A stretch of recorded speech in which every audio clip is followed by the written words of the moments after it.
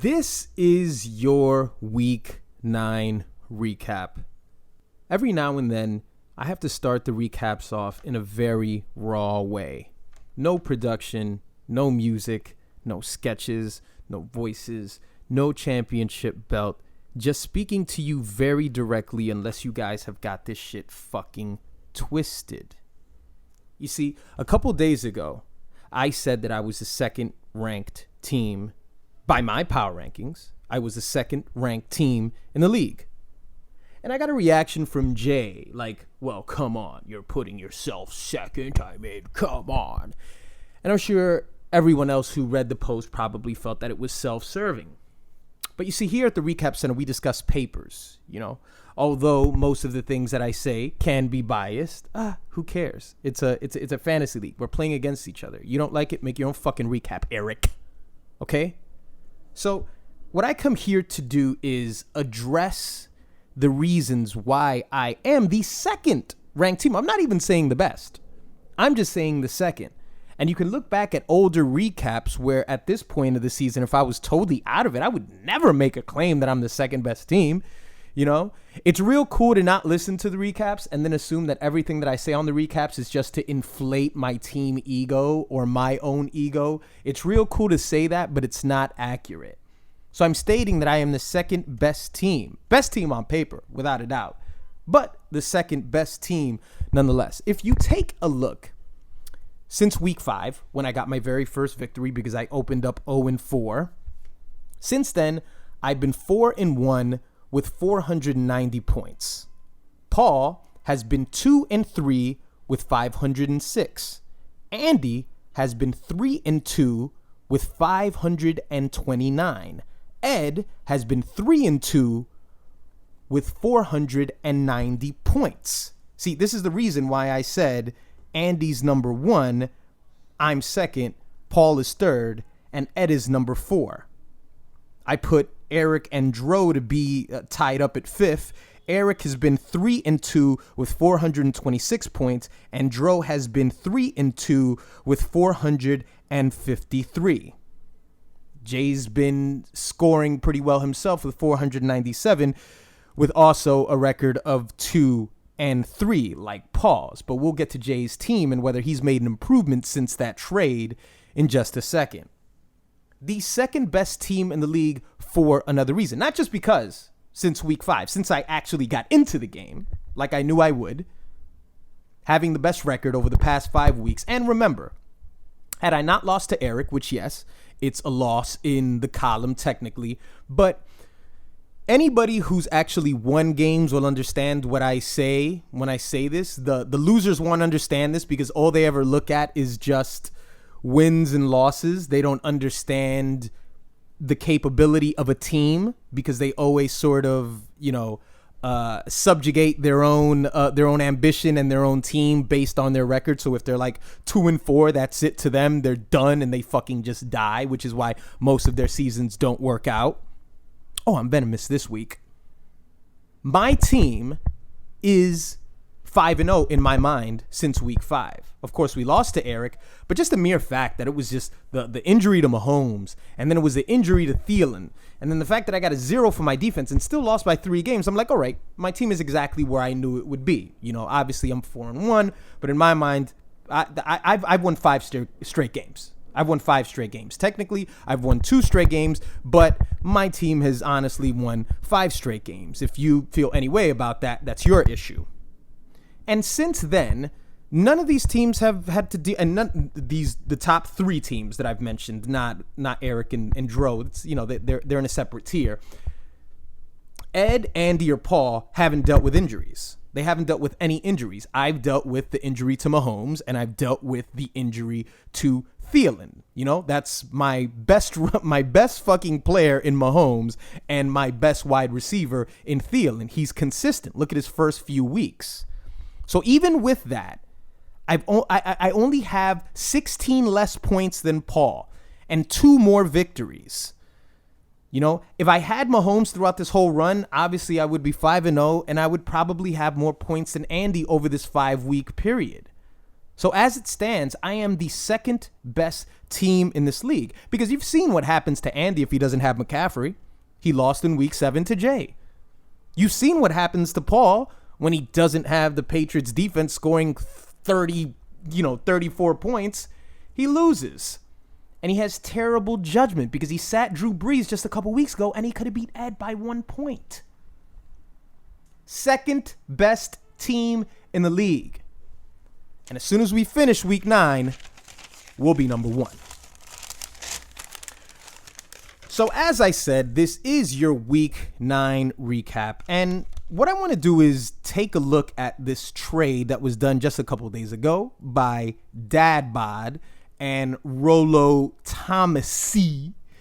And that was the trade, basically Drew Brees. It's a Drew Brees trade for Delvin Singletary and Matt Breida. And of course, Sterling Shepard, was involved in the deal, and he hasn't played since like week 5. So that's just fluff. That's just throwing it in there just so it could seem, either to appease us or to appease Jay to feel like he's getting quantity out of the deal. And in the midst of all that, Paul also dropped Mark Walton, who I think came over from the trade, and then he was suspended or whatever the fuck. He's the running back for the Miami Dolphins. Fluff again. It was just bullshit. Let me tell you an aspect of trading that no one really talks about. And this is from Paul's perspective now. There's the aspect of, I'm going to dump off this lethal player to a team that, in my mind, doesn't challenge me, and I wouldn't really mind if this particular owner won. You see, that's the Alfredian aspect of it. And I believe that. I believe that when Pedro trades with Paul or J. Ray or whatever in that whole fucking love triangle, I think the backdrop of all of those trades is, I wouldn't mind seeing you win as opposed to seeing Bundy win or seeing Ed win or even worse, Andy. I believe that. I believe that is a part of their trade. It just automatically goes into it, so they could fucking laugh like faggots when they're at barbecues with each other. Oh, that was funny the way we did that. Like, they think it's cute. They think it's cute, and I honestly think that's what happened. Now that doesn't imply that this is collusion. That's not collusion. If you're cool with somebody, who gives a fuck? You send them to trade, and we can't. There's nothing we can do about that. But in the midst of all that, in Paul's apparent, he said apparently he was oblivious to the fact that he was handing over Drew Brees to a team that already had Michael Thomas. Now, that's hilarious to me because there's barely any trades. Apparently there was a trade earlier this year. I can't fucking find it. I looked it up, but I like I said, I hate this fucking interface. Somebody let me know which trade that was this year. But the fact that we barely do any trades and the fact that Paul didn't review Jay's team when trading to him is really laughable. I don't believe that, of course. I believe that the narrative of this trade was Paul, Gardner Minshew is a loser and he's just a couple of notches above Fitzpatrick. I need Drew Brees because I have Michael Thomas. And then Paul said, okay, I'll give you Michael Thomas if you give me, the before mentioned Delvin Singletary and Matt Breida. But Paul, in my opinion, and of course, all this is my opinion, in my opinion, has way too many running backs. Like, it's so not necessary. Like, he already has Todd Gurley, who's not moving from his lineup. He already has Chris Carson, who's the 9th ranked running back. So he's definitely not coming off of Paul's lineup. Obviously he has Singletary now, but he also has Joe Mixon, who was either his 2nd or 3rd pick. Didn't even get rid of Joe Mixon. He's not going to play him. Austin Eckler, who I told you was a dud a couple weeks ago when Melvin Gordon came back. Fuck you, Paul. Then he has Kenyon Drake and Matt Breida. He has 5 running backs on his bench. I've told you this before. Too many options isn't great in fantasy. We're always going to leave points on the bench when when it's dealing with position players. Some guy that you never even thought of starting, all of a sudden gets a 24 on your bench and there's nothing you can do.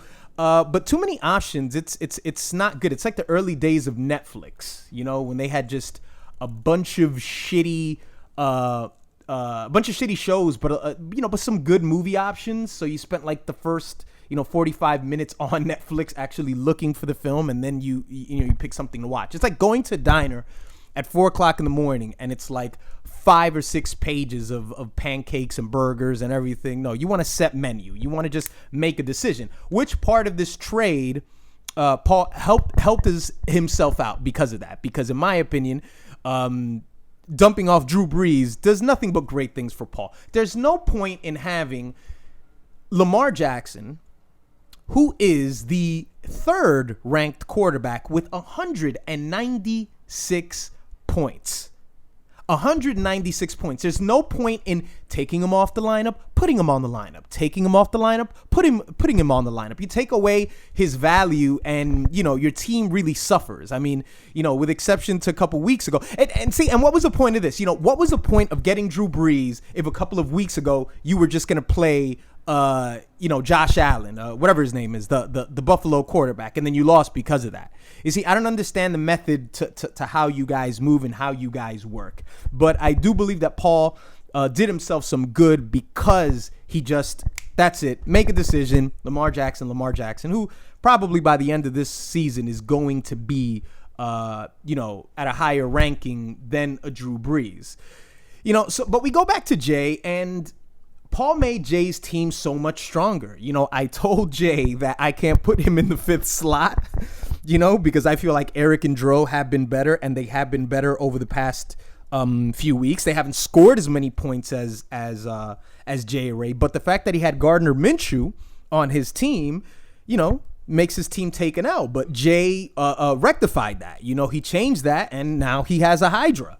And I don't appreciate Orlando, by the way, with his little dorky suggestion of, well, actually, a Hydra has 3 heads. I don't even know if that's true. I didn't check to see if that technically is true. Maybe, I guess it might be if he's bringing it up. I guess it is. But in my mind, it's like it's big. It's greater than a dragon. If you told me I had to go into battle with a dragon and a Hydra, 2 heads or 3 heads is a lot worse than 1. So, Hydra makes sense to me. If you want your own little goofy terminology, why don't you actually, your Hydra should fucking do something before you make suggestions, you fucking piece of shit. That's what I'm trying to tell you, Orlando. That's what I'm trying to tell you. But he got himself a Hydra, and now Jay's team is a lot better off. It's a lot better, and not that we should ever look at other people's teams and say, well, how is he going to benefit off it? I'm not going to. But I think that's how Pedro looks at trades. I think Pedro looks at trades is it going to benefit you? Yes. Is it going to benefit me? Yes. But I don't want it to benefit you, which is fine. Because if you're going to hand somebody such a good hand like Jay, Jay is the winner of this, because Paul gaining running backs doesn't make Paul's team stronger. It just helps Paul overload on something that he already had. So it's just going to cause more confusion, unless, of course, Paul has injuries to Gurley and to his other running back. But otherwise, it just leaves Paul's team exactly where it was, which, by the way, he's on a New England bye this week, so that's going to be pretty interesting to see what happens. But, he makes Jay team better, and in the end, I think that was Paul's goal, to make his fellow Alfredians team better. By the way, speaking of trading, I also want to say that Ed's frustrating the shit out of me. As you guys may have seen, Ed's sending me messages like, "Hey, I want to make a deal." Hold on. Where's my phone? Ed's a piece of shit. You know why? Because I've deleted a conversation that we had earlier, a private conversation on the WhatsApp, where he made some trade proposal, and Ed's last message was, "All right, I'm going to check on my team. I'll send you an offer in the morning." And I'm like, "Oh, great. He's going to send me an offer." This is about 3-4 weeks ago, when my team was in a totally different position. I might have had 1 or 2 wins. And I was like, "Okay, let me see what you got." and you know, he didn't send me anything, and then I deleted it. Then October 14th, Ed texts me Zeke for Kimura, and I so kindly spelled it out to Ed. Hell no. I literally said HELLNO. I said Hyde and maybe Lindsey. Lindsey's balling. He said Hyde has some interesting value. You see, the crimes that you guys commit with trading, it's like the police is... It's okay. It's okay. It's a false alarm. I haven't been harmed. So I tell him, you know, he says Hyde has some value, or, you know, he said maybe it's a revenge game. I think he's referring to, you know, a game that he had just had this week. Anyway, that's not important. On the 17th, Ed texts me, are you interested in Brady? Now, this is really silly, right? Because what I basically done is I basically proven to you guys what my philosophy has always been. My philosophy has always been you don't need to fucking stockpile quarterbacks. And you can obviously see that I drafted Patrick Mahomes. He got hurt for 2 or 3 weeks, and I got Kirk Cousins, and that's it. I'm fine. Plus, Kirk Cousins is currently the 9th ranked quarterback with 146 points. Tom Brady is the 7th ranked quarterback with 159 points. Brady is outscoring him by 13 points. But if you take a look at the last month or so, Cousins has been a far more efficient quarterback, far more fantasy value. So what reason would I have to trade for... Like, he even said this the other day. Like, Brady, it's like, don't you watch the reports? Like, don't you know that Mahomes is coming back? What the hell's wrong with you, Ed? The fuck is wrong with you? And then he says, you know, and then the other day he's like, let's make a deal. So I text him. I say, okay, so what's the deal? And he said, are you willing to give me AJ Green? I said, for who? He said, well, you know, that's up to you to decide. And he was thinking, I was thinking Keenan. And I said, Fournette? I told him I don't want a wide receiver. I have enough. He said, I'll check my roster. Hasn't gotten back to me with anything. Now, remember, he's the one that sent me the message. He sent me the message. So you would think that at the very least there would be an offer. You know, there would be some sort of an offer, but there's no offers, you know? Absolutely no offers. And I don't get it. I don't get it. You guys are confused. You guys are fucking confusing me. And by the way, and I want to say this too.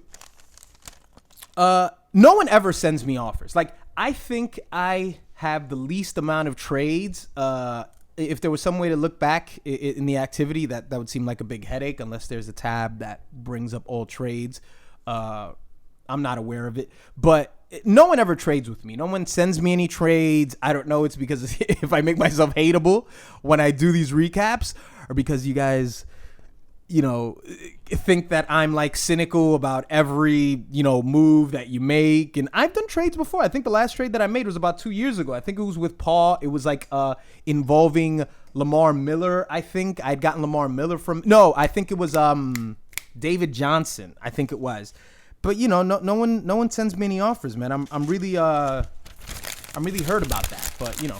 So let's take a look at our Week 9 scores. We have Team Bundy defeating Pineapple Jugglers 106-96. You had 20 points from Kirk Cousins, 17 points from Emmanuel Sanders, and 15 points from Lindsey, who's been performing phenomenally for me, even though he's on a bye this week. You also had Ewok Rape defeating Nida Kali 88-80. 22 points from Melvin Gordon, 19 from Deshaun Watson, and 14 points from Jordan Howard. Look, we have a Jordan Howard appearance on the recap. Diego Papa defeating Rolo Tomasi 114-80.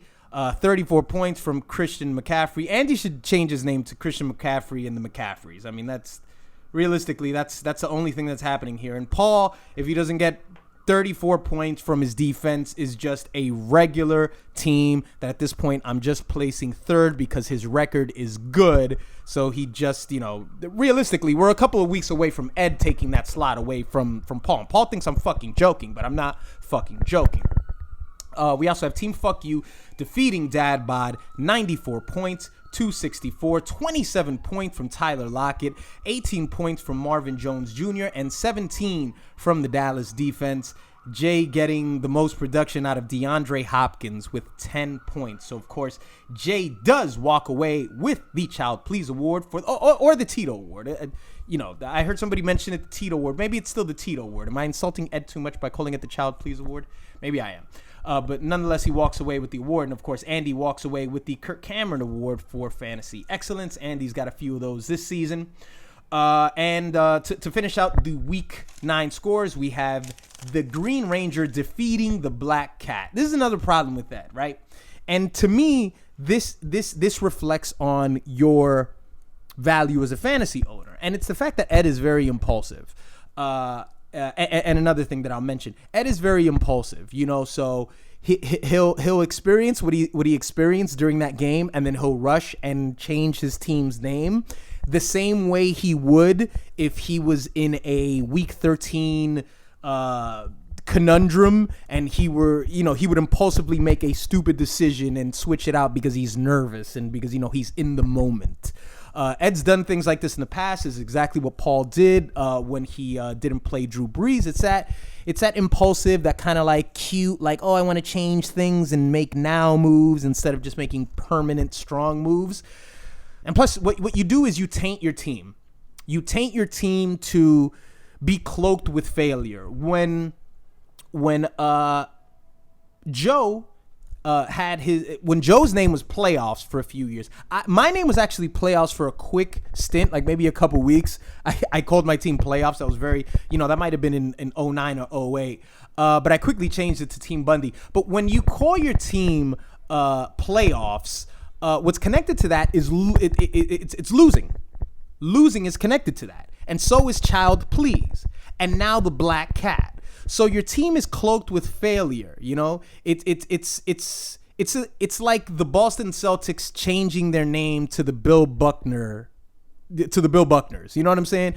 It's constantly stigmatizing your team for being failures, which in the grand scheme of things doesn't matter, but it says a lot about your team and what you feel about the players on your squad. And you should feel like a loser, my friend, especially after getting 39 points from Russell Wilson and then struggling just to get by Orlando, who doesn't even have his baby Hydra, doesn't even have his baby dragons with him.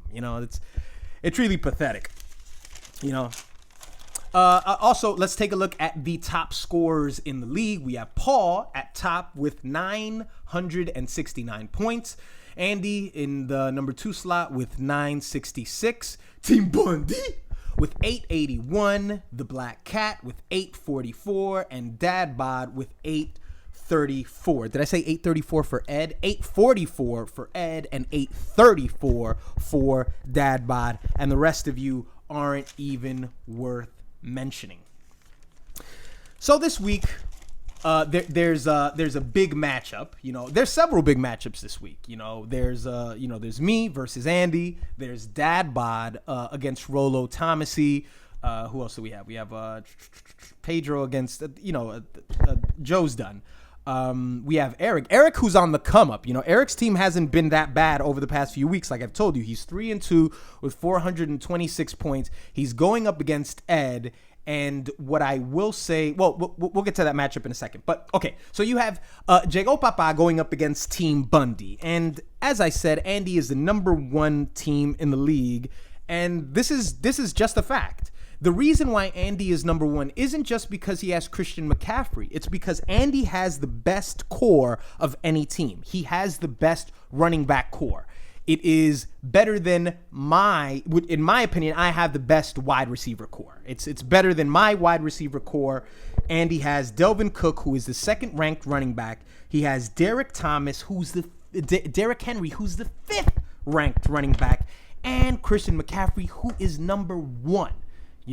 He's Christian McCaffrey and the McCaffreys, but he also has a support system. And, if your support system includes Delvin Cook, then that's a pretty strong support system. Paul can't argue with this. You cannot argue with this because Paul has no core. There's no core of anything on Paul's team. Paul's team has the record that it has because it's benefited off of what I've mentioned before, but there's no core to Paul's team. He has a decent running back core. He has, as I said, Chris Carson is number 9. You have Todd Gurley, who's ranked 19th. And it's not just by ranking. It's just, quality players are quality players, whether they're 9th or 16th.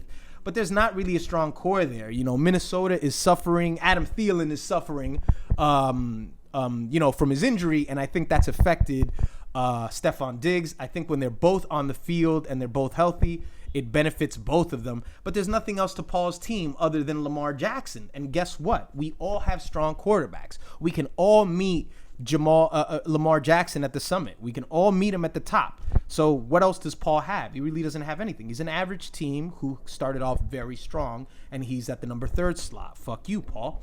So Andy does have the best team, and also, Kenny Galladay. I guess that's how you pronounce it. He's a number 8th ranked wide receiver. So a very good team overall, and of course with his record, Andy has the advantage. But this week is going to be a little different, and I want to talk to Andy honestly because I think too much of what goes on in the chat seems like a joke, which it is. But this is me seriously talking to Andy. My matchups are very strong this week, sir. They are extremely strong. With exception to Patrick Mahomes' matchup and Ezekiel Elliott's matchup. Patrick Mahomes is going up against the Tennessee Titans, who are the 13th ranked team opposing quarterbacks, and Ezekiel is going up against the Minnesota defense, your defense, who is they are 6th ranked against running backs. But those players are marquee players. They can have a bad game and both get 17, 18 points apiece, which is fine by me.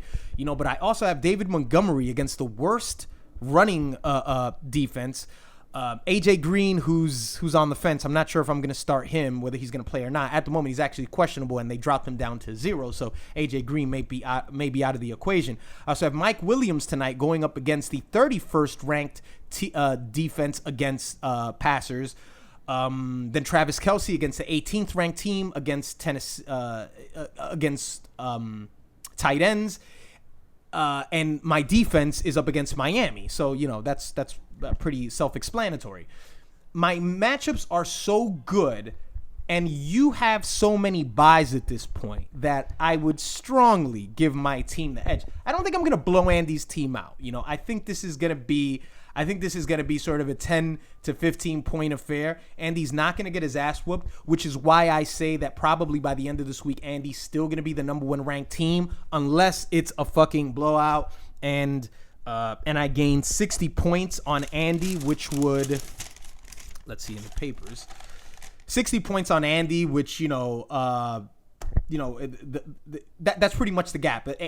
Andy and I have about an 80-point gap in points. If I gain like 60 points on Andy, then it's that's a big come up. So I don't think it's gonna be a blowout, but I think I pretty much got this game in a bag. It is what it is. We also have Dad Bod going up against Rolo Thomasy. This, of course, is gonna be a very funny matchup if you have Drew Brees going off. And let me tell you, Jay's got even better matchups than I do this week. He's got Drew Brees going up against the 30th ranked team opposing the pass in the Atlanta Falcons. And of course, he has his Hydra now. Not to mention he's got Nick Chubb going against the 23rd team, and he's got Aaron Jones going up against the 28th team. He's got Hunter Henry going up against the 30th ranked team to opposing tight ends. The Saints are going up against Atlanta. He's got the Saints defense as well. The Atlanta's 25th. He's got great matchups all across the board, but it's just funny to me. I don't think I've ever seen a week in which somebody gives somebody a fucking gun. You hand your opponent a gun, and then it's like, oh, my mistake. I didn't know. This is 2 straight losses for Paul, and it could very well be 3 if he doesn't watch his ass. Currently, J Ray is projected to get 100 points to Paul's 93. We also have Nida Kali going up against Pineapple Jugglers. And what can you say for Joe that you can't say for a dead possum on the road somewhere? Joe is dead. He's got buys for James White, Adrian Peterson, Julian Edelman. This is going to be a very easy victory for Dro. If he loses this game, I'd be very surprised. The Black Cat going up against Ewok Rape. This is going to be a harder matchup for Black Cat than he is aware of. Eric made a comment in the chat about Dak Prescott. Drop him. Nobody wants him. Nobody wants Dak Prescott. No one. But this is going to be a tougher matchup because Jameis Winston is going up against the worst team to opposing quarterbacks. And it's Saquon Barkley, Melvin Gordon. Ed's team better watch out because he's not as strong as he thinks he is. As I said in the chat, Ed's wide receivers are just the worst. Odell Beckham Jr. has failed Ed as bad as I've seen any second pick fail somebody. He has just been an utter disaster. I mean, along with Jarvis Landry, who I think I drafted, except I got Jarvis Landry. I'm sorry, I got a phone call. Go away. I picked up Jarvis Landry, I think in the 13th or 12th round or something like that. But him, Keenan Allen, who he has going out there tonight, for Ed's sake, I hope that Keenan Allen can do something. Because if Keenan Allen fails Ed again, he's just going to drop even farther and further. Odell Beckham is 27th, and Keenan Allen is the 15th ranked wide receiver. So Ed doesn't have a wide receiver core to speak of. The highlight of his team is Russell Wilson and Leonard Fournette when he decides to show up. So that's a tough matchup for Ed. And to finish out the Week 10 matchups, we also have the Green Ranger going up against Fuck You. Orlando pulled off the victory against Ed last week, and he hopes to do the same here with Hensel. If he does, he's right back in the mix. Well, he's in the mix already. But if he does, he's definitely in the mix. If he loses this game, he's really going to have to win out in order to have some sort of a shot to make the playoffs. So that was your Week 9 recap. And remember, that's a thing. It's a thing when these assholes trade with each other. I'm trading with you. I don't mind if you win. That makes a big difference. I mind if all of you win. I don't care if Eric's my brother. I do not fucking care, I want none of you to win. None of you ever. So when I'm trading to you, I look at you all as the same. I treat you equally. I'm not leaning towards anyone. So that definitely affects trading. But there's also the Alfredian rule, which is, it's sort of a hierarchy. It's like, well, my team is what is Paul? My team is 6-3. Your team is 4-5. My team is obviously excelling. I'm going to help you out because you need my help. So here's Drew Brees. It's a thing. I'm not suggesting collusion, but it's just it's what you got to deal with when you have these scumbags in the league. What are you gonna do?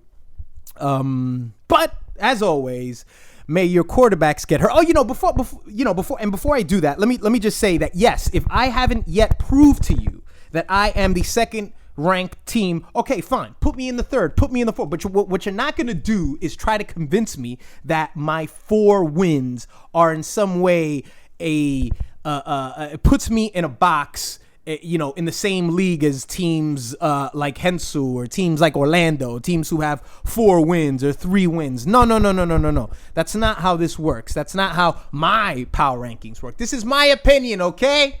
It's my fucking opinion. This isn't an official thing. You cannot deny that my team belongs at least within the top 4 teams. Top 4 teams, without a doubt. I am the hottest team over the past 5 weeks. Since I've gotten a victory, I have been the best team in this league. And had it not been, to an injury to the best quarterback in the league, the most exciting quarterback in the league, I'd be 5-0. So where do you want to put me? third, fourth, because you can't put me fifth, sixth, seventh, or eighth. That's not going to fucking happen. Okay?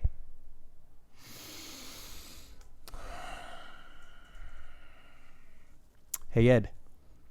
What do you feel about changing your name?